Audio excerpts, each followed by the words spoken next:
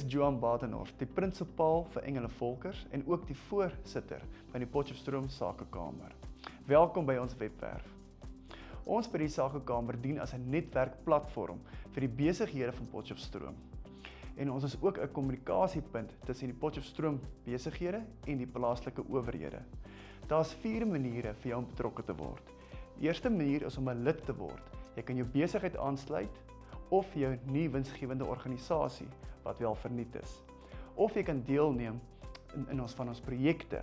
Die doel van ons projekte is om ons dorp 'n beter plek te maak.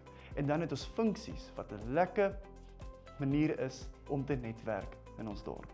Die laaste manier is om 'n borg te word. Ek wil ook dankie sê aan ons 4 hoofborge, wie De Villiers Prokureurs is, Absa, NTT en Introtech.